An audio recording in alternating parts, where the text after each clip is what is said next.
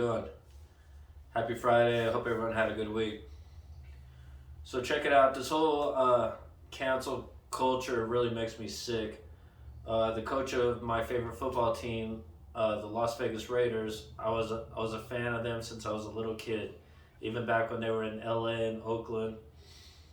Big fan, huge fan.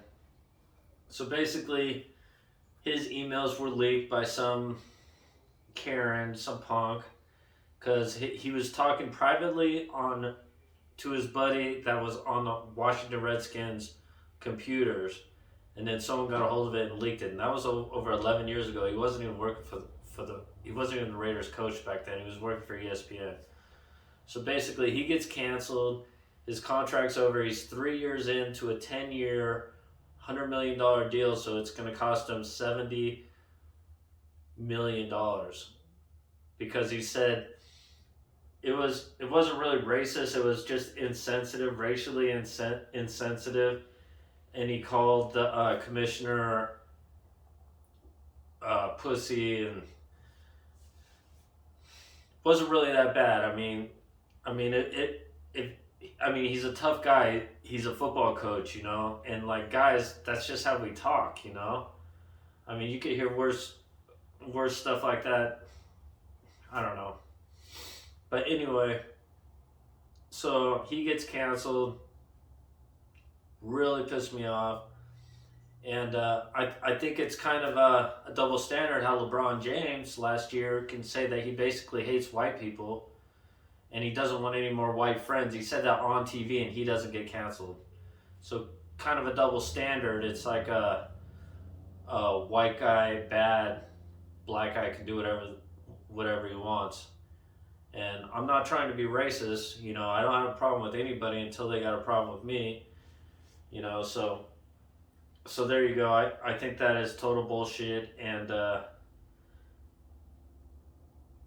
totally irritates me. And I can go on about other football teams. The New England Patriots over the years have done some pretty shady stuff.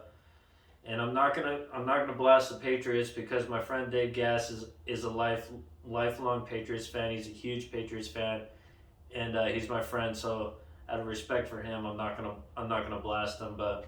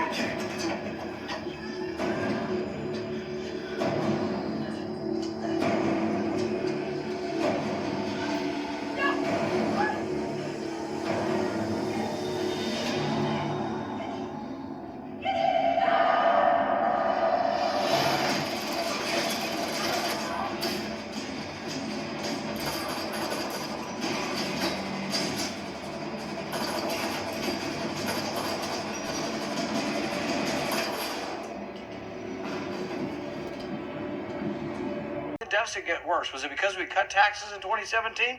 No, it was because we piled on the money. We just are spending money like there's no tomorrow. So before we get to the extraordinary times we live in now, where everything's about COVID and we're just going to spend money like there is no tomorrow, before we got to that, we were borrowing $1 trillion a year. So the main segments of government, Medicare, Medicaid, Social Security, food stamps, other welfare, and military. That probably comprises 3/4 or more of government. If you look at that on an annual basis, before you get to the extraordinary binge of the last 2 years, we were already $1 trillion short every year. $1 trillion short. So last year we added a couple trillion more, and our deficit for the year, for 1 year, was $3 trillion. We've never ever borrowed that much. There are going to be ramifications. You're already seeing some of the ramifications. You're seeing the prices in the grocery store go up. You're seeing the prices in the pump go up. You're seeing sometimes wages go up, but you're also seeing prices rising faster than wages, which often happens in an inflationary cycle. Some people have trouble comprehending how these numbers, what's a billion, what's a trillion.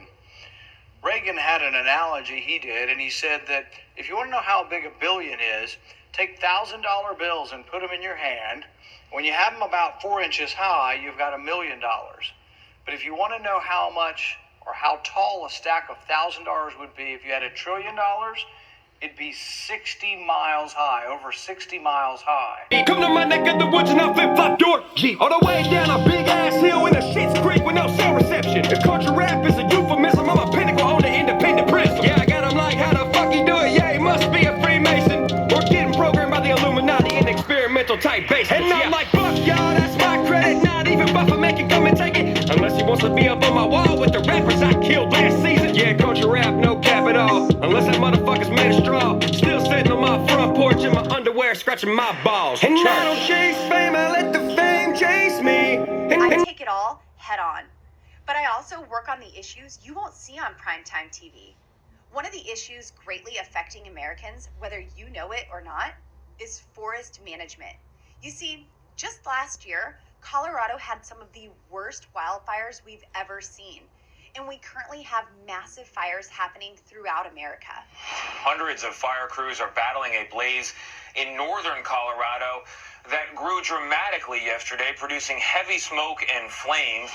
This is an opportunity for Republicans and Democrats to come together because wildfires don't discriminate. They don't have a party affiliation. When they burn down homes, when they destroy critical infrastructure, pollute our air, take lives, and decimate hundreds of thousands of acres, they affect all Americans and destroy local communities. If you're serious about improving the environment, you'd start with forest management.